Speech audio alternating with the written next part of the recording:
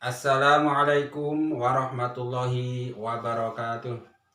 A'udzu billahi minasyaitonir rajim. Bismillahirrahmanirrahim. Alhamdulillahi rabbil alamin. Allahumma shalli wa sallim ala sayyidina Muhammad wa ala ali sayyidina Muhammad.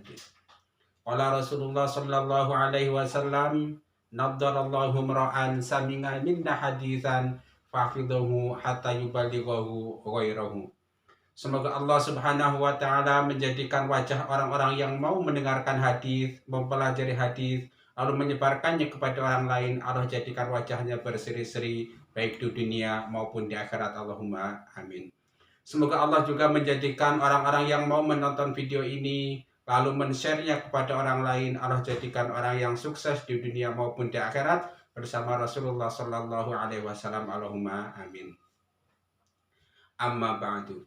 Kaum muslimin rahimakumullah, mari kita sama-sama melanjutkan belajar membaca kitab hadis Sahih Bukhari, yaitu hadis nomor 6930 sampai 6934. Kaum muslimin rahimakumullah, sebelum kita lanjutkan, ada baiknya saya ingatkan dulu bahwa video ini merupakan video ke-9, episode 9 kira-kira begitu.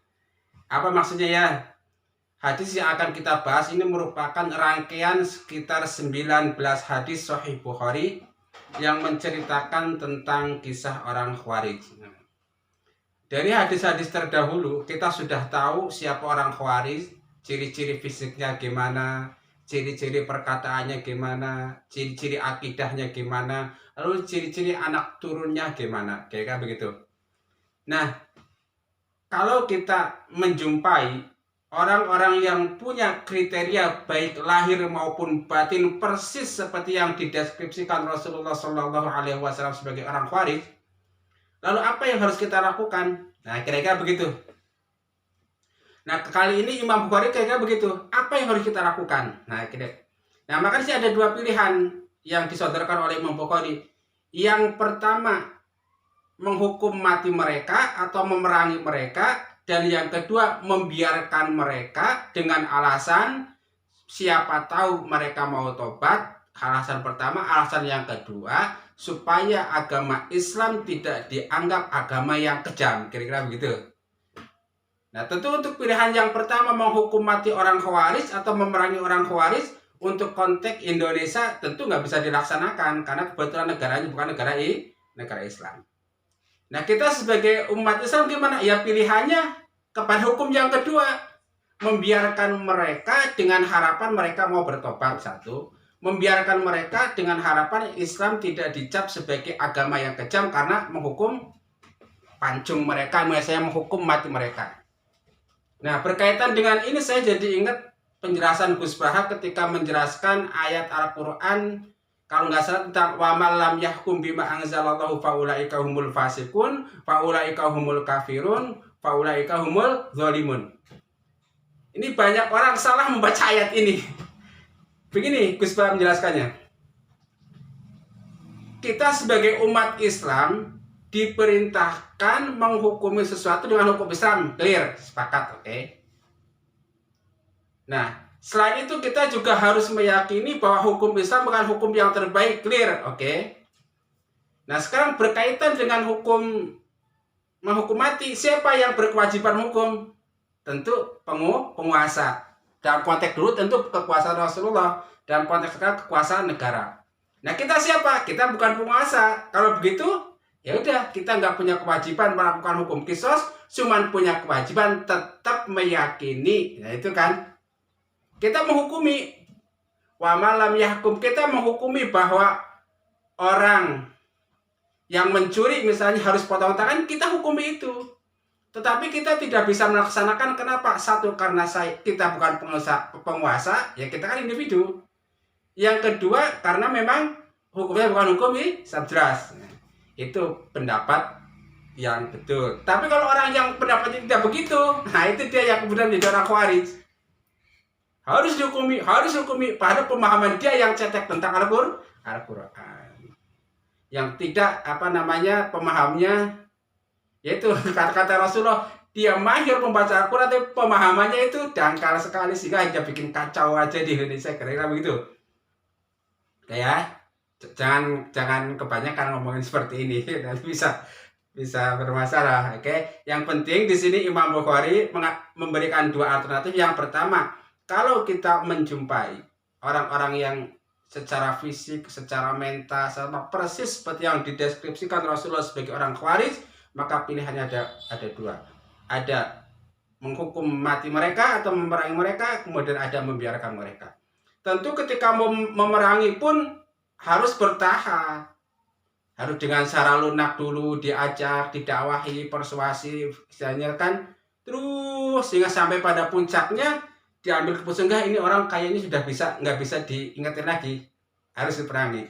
Kenapa demikian? Ya, meskipun dia kelompok umat Islam nih, nggak diperangi dia bikin kacau, diperangi dia umat Islam. Contoh kalau di Indonesia mungkin ada oknum-oknum umat Islam di Indonesia yang suka ngebom, misalnya bom bunuh diri, bom Bali dan lain-lain. Itu kan umat Islam. Dibiarkan dia membuat citra Islam buruk, ya kan, dengan meledakan bom, kemudian Islam dicitrakan sebagai agama teroris. Coba kalau yang begitu, siapa yang salah? Ini orang-orang Khawarij seperti itu. Nggak diperangi, dia bikin kacau, kan serba salah jadinya. Nah, kalau begitu ya sudah, kita ambil jalan tengahnya, kita ikut keputusan pemerintah. Contoh, perilaku orang Khawarij yang sok alim, sok sholat, sok suci, tapi itu membuat citra Islam jelek. Contoh, dulu waktu kecil, saya itu mengenal jubah itu merupakan pakaian kebesaran para alim ulama. Jadi kalau syekh ajengan yang besar, mantep, itu dia pakai jubah putih, mantep. Jadi ketika melihat itu, otomatis pikiran kita, oh orang alim, oh ulama. Tapi sekarang coba, pemahaman itu seperti bergeser. Ketika kita melihat sekelompok orang pakai jubah putih, terkadang persepsi kita, wah ini kelompok Islam garis keras nih, oh ini kelompok teroris nih, kira-kira begitu. Nah, siapa yang membuat seperti itu? Dari pakaian sudah terdegradasi menjadi pakaian teroris, pakaian Islam garis keras. Apa itu? Itu oknum-oknum dari umat Islam sendiri yang suka ngebom, suka bikin kacau, bikin keributan, kebetulan pakai jubah, dan citranya itu satu. Itu karena apa? Sufaha ul ahlami, pemahamannya dangkal tentang Al-Quran, tentang Islam, sehingga tujuan dia itu mau berjihad untuk Islam, tetapi justru yang terjadi sebaliknya, menurunkan citra Contoh lain lagi yang misalnya celana cingkrang ya. Dulu waktu kecil saya tahunya celana cingkrang itu dipakai para ajingan, sehingga ketika kita melihat orang pakai celana cingkrang, image kita itu, wah ini orang soleh, ini kiai, ini kira begitu. Tapi sekarang coba lihat, celana cingkrang seperti menjadi identitas kelompok orang yang begitu gitu kan. Kebetulan yang ngebom misalnya, bom Bali, kemudian bom bunuh diri, yang bikin kacau, demo, nggak aturan, itu kebetulan pakai celana cingkrang. Jadi image Islam itu jadi turun. Yang tadinya celana cingkrang merupakan celana sunnah Rasul, terdegradasi menjadi celana teroris misalnya. Celana Islam garis keras misalnya, celana Islam bla bla bla, itu siapa lagi? Yaitu umat Islam sendiri. Saudara kita, bukan siapa-siapa, cuman kebetulan saudara kita yang sikapnya keras, yang kebetulan saudara kita yang pemahaman Islamnya masih dangkal. Ya tugas kita, yang dangkal kita dalamkan pemahaman Islamnya, yang keras kita lunakkan, kira-kira begitu. Nah, kira-kira begitu. Ini Imam Bukhari ingin mengatakan seperti itu.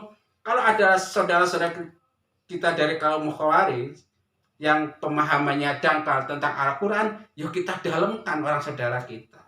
Kalau yang ibadahnya itu rajin baca Al-Quran, rajin sholat, rajin puasa, tetapi ilmunya dangkal, yuk kita dalam ilmunya. Kayak begitu.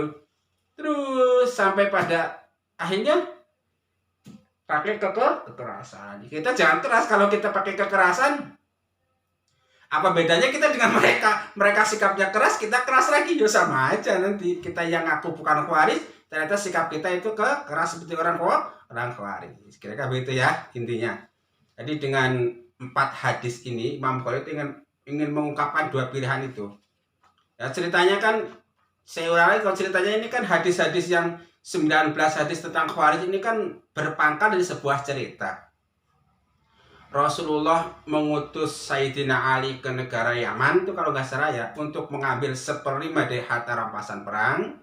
Nah, ketika Rasulullah sudah di sana, Rasulullah mengirim utusan membawa emas kepada Rasulullah. Setelah emas diterima oleh Rasulullah, kemudian dibagi-bagikan. Nah, ketika Rasulullah Shallallahu Alaihi Wasallam membagikan emas kepada 4 kelompok, itu ada yang protes dari dua golongan lah. Yang pertama protesnya orang Quraisy dan sahabat Ansor, wajar itu kan. Dan yang kedua protesnya seseorang yang Dzul Khuwaisirah, itu cikal bakal Khawarij. Tanda-tanda fisiknya ada yang mengatakan kulit hitam, jenggotnya lebat, jidatnya lebar, ininya lebar, kira-kira begitu. Dzul Khuwaisirah. Kemudian keyakinannya itu suka protes. Tidak setuju dengan kebijakan pemimpin yang sah, kira-kira begitu, bikin kacau lah. Nah, itu kira begitu. Nah, dari sana maka lahir berbagai hukum. Nah, salah satunya ini adalah ini yang diungkapkan oleh Imam Bukhari. Sudah jelas ya. Jadi realnya bagi kita umat Islam di Indonesia, kalau kita menjumpai itu, maka kita cukup melaporkan kepada pihak yang berwenang. Bisa kepada RT RW setempat, bisa kepada Hansip, bisa kepada kepolisian, bisa kepada desa. Itu kalau mau ke lembaga keagamaan bisa ke MUI setempat, bisa ke organisasi NU, misalnya bisa ke organisasi Muhammadiyah, koordinasi dan lainnya. Yang mau tabar lah ya begitu. Jadi nggak boleh main hakim sendiri. Nanti nih kalau pahamnya dangkal tentang ini juga sama. Bisa jadi Khawarij. Wah, ini kata Imam Bukhari perang hukum mati, enggak begitu bos. Ada proses, ada yang berwenang. Kata Imam Bukhari, enggak. Untungnya Imam Bukhari itu mengungkapkan dua pilihan. Yang pertama pilihan hukum mati atau memerangi, yang kedua pilihan membiarkannya. Jadi istilahnya ini kan kitabnya kitab istitabah. Jadi kitab untuk menobatkan. Jadi istilahnya apa ya? Kita mengajak orang yang tersesat supaya bertobat. Siapa yang tersesat? Nah, dalam konteks di sini itu orang-orang Khawarij dan orang-orang mulhid, orang ateis lah, apa istilahnya, nggak percaya adanya agama. Udah jelas ya. Sekarang mari saya bacakan hadisnya. Kalau Anda yang punya kitab Sahih Bukhari seperti ini, bisa langsung baca di sini. Nomornya sama, Fuad Abdul Baqi, atau pada Fathul Bari sama gitu kan. Sekarang mau saya bacakan aja hadisnya. Hadis nomor Sahih Bukhari, bab kitab istitabah, itu mengajak orang lain supaya bertobat. Bab 6 yaitu babu qatil khawariji wal mulhidina ba'da iqamatil hujjah alaihim. Bab menghukum mati orang Khawarij dan ateis setelah ditegakkan hujjah atas mereka. Hadis nomor 6930. Qala Aliyun radhiyallahu anhu, idza haddastukum an Rasulillah sallallahu alaihi wasallam hadisan fa wallahi la an akhiru minas sama'i ahabbu ilayya min an akdziba alaihi wa idza haddastukum fima baini wa bainakum fa innal harba khid'atun wa inni sami'tu Rasulullah sallallahu alaihi wasallam yaqul saya khruju qaumun fi akhir zamani ahdasul asnani, yaitu anak muda sufahaul ahlami, akalnya lemah, yaquluna min khairi qaulil bariyah la yujawizu imanuhum hanajirahum yamruquna minad dini kama yamruqu sahmu minar ramiyah fa ainama laqitumuhum faqtuluhum fa inna fi qatlihim ajran liman qatalahum yaumal qiyamah.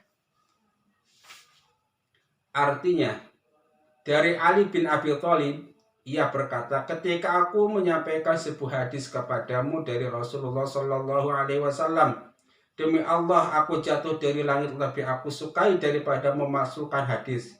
Tetapi jika aku ceritakan kepadamu hadis yang terjadi antara aku dan kamu, maka sesungguhnya perang itu adalah suatu muslihat di budaya. Sesungguhnya aku mendengar Rasulullah Shallallahu Alaihi Wasallam bersabda, pada akhir zaman nanti akan muncul beberapa anak muda, mereka bodoh-bodoh. Berkatalah orang-orang terbaik di antara mereka, namun sayang iman mereka tidak lebih dari batas kerongkongan mereka dan akan lepas dari keimanan mereka sebagaimana anak panah tercabut dari sasarannya. Maka dimanapun kamu temukan mereka, maka bunuhlah, karena sesungguhnya upaya pembunuhan mereka akan mendapatkan pahala pada hari kiamat. Kemudian hadis nomor 6931.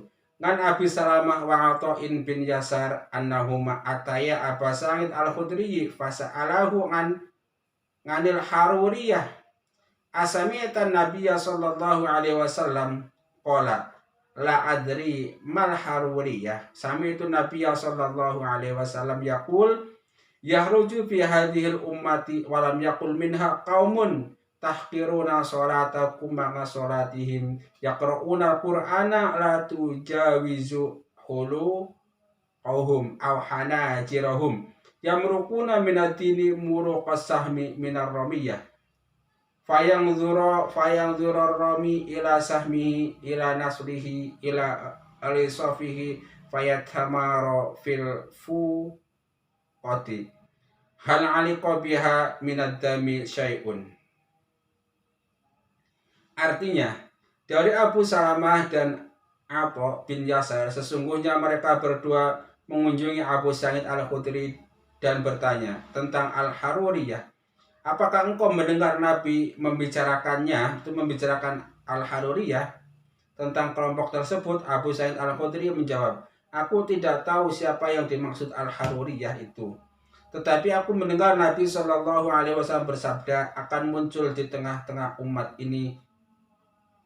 Beliau tidak mengatakan dari umat ini suatu kaum yang membuat kamu merasa sholat kamu lebih jelek dari sholat mereka. Mereka rajin membaca Al-Quran, akan tetapi keimanan mereka sebatas hanya sampai di kerongkongan mereka saja atau tenggorokan mereka, dan dengan tiba-tiba mereka keluar dari Islam sebagaimana anak panah tercerabut dari sasarannya. Lalu tertegun pemanah melihat busurnya, lepasnya anak panah, dan anak panahnya jatuh dari ketinggiannya. Apakah ada penjamin atas darah mereka sesuatu? Selanjutnya hadis nomor 6932.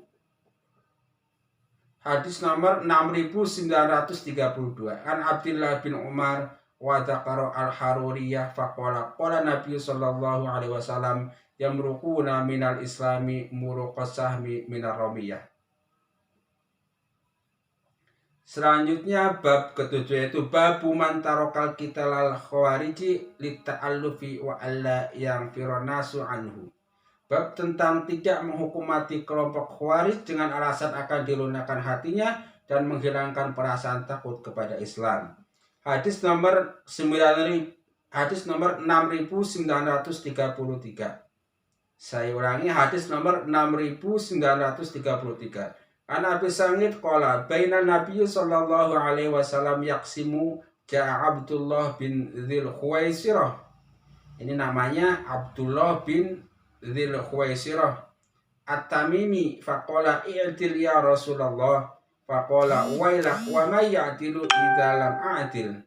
Qala Umar bin Khattab ta'ni adrib munuqahu qala ta'hu fa inna lahu ashaban yahkiru ahadukum salatahu ma'a salatihi wa siyamahu ma'a siyamihi yamruquna minad-dini kama yamruqu sahmu minar ramiyah yungdharu fi qudadihi fala yujadu fihi syai'un thumma yungdharu fi naslihi fala yujadu fihi syai'un thumma yungdharu fi risafihi fala yujadu fihi syai'un thumma yungdharu fi natijihi fala yujadu fihi syai'un qad sabaqal farsa wad dama ayatuhum rajulun ihdayadaihi aw qala sadyaihi mislu sajil mar'ati aw qala mislu bab'ati tadardaru yakhrujuna ala hini furqati minan nas.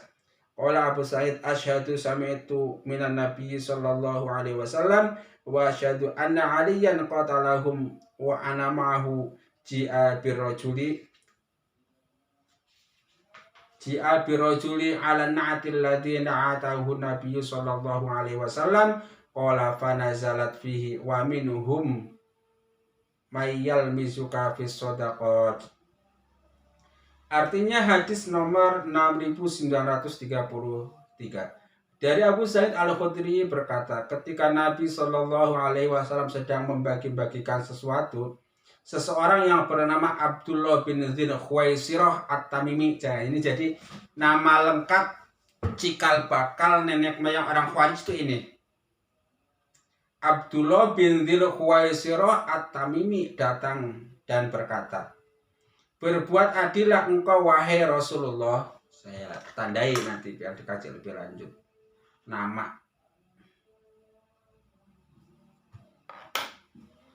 Dari Abu Sa'id Al-Khudri berkata, ketika Nabi sedang membagi-bagikan sesuatu, seseorang yang bernama Abdullah bin Dzil Khuwaisirah At-Tamimi datang dan berkata, berbuat adillah engkau wahai Rasulullah. Beliau bersabda, celakalah kamu, siapa yang berbuat lebih adil jika aku dianggap tidak adil. Umar bin Al-Khattab berkata, izinkan aku untuk memenggal lehernya. Beliau berkata, jangan, karena sesungguhnya laki-laki ini banyak pengikutnya, dan jika kamu bandingkan sholatmu dan sholat mereka, dan puasamu dengan puasa mereka, maka salah seorang di antara kamu merasa hina dengan ibadah sholat dan puasanya. Namun mereka akan keluar dari agama ini sebagaimana anak panah tercerabut dari sasarannya.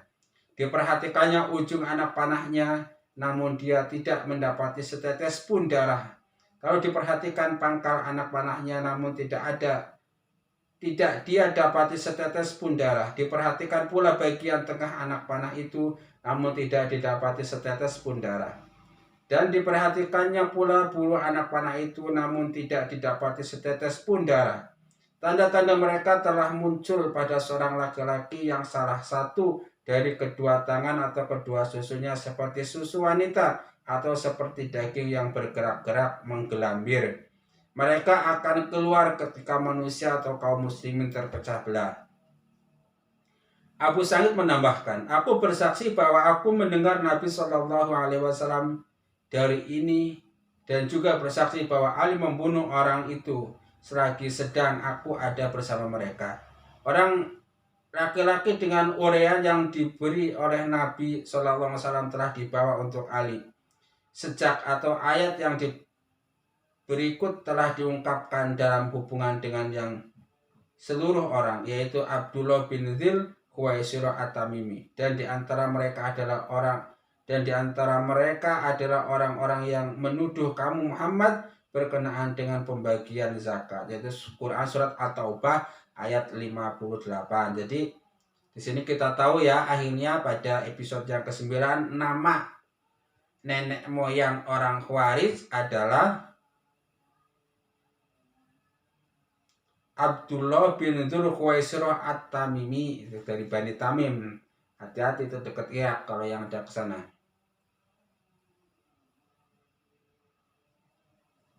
Selanjutnya hadis nomor 6934. Yusairu bin Amr qala qultu li Sahlin bin Hunayfin hal sami'ta nabiyya sallallahu alaihi wasallam yaqulu fil khawarij syai'an qala sami'tuhu yaqulu wa ahwa biyatihi qibala al-iraqi yakhruju minhu qaumun yamruquna al-Qur'an yakhruju minhu qaumun yaqra'una al-Qur'ana la yujawizu taraqiyahum yamruquna minal islami muruqasahmi minar romiyah. Dari Yusair bin Amr berkata, aku bertanya kepada Sahal bin Hunayf, apakah engkau mendengar dari Nabi tentang Khawarij? Ia menjawab, aku mendengar Nabi bersabda sambil mengarahkan tangannya ke arah Irak. Akan muncul dari sana, dari arah Irak maksudnya, satu kaum yang rajin membaca Al-Quran, akan tetapi pemahaman mereka terhadap Al-Quran tidak lebih dari kerongkongan mereka, dan mereka akan keluar dari Islam seperti lepasnya anak panah dari busurnya. Wallahu a'lam bimuradi, ya kan. Selalu kita berdoa mudah-mudahan kita dimasukkan ke dalam kelompok orang-orang yang mau mendengarkan hadis Rasulullah Sallallahu Alaihi Wasallam lalu mau menyebarkannya kepada orang lain. Allahumma amin. Rabbana taqabbal minna innaka antas samiul alim wa tub alaina innaka antat tawwabur rahim. Subhanakallahumma wa bihamdika asyhadu an la ilaha illa anta astaghfiruka wa atubu ilaik. Wal afa minkum. Wassalamu alaikum warahmatullahi wabarakatuh.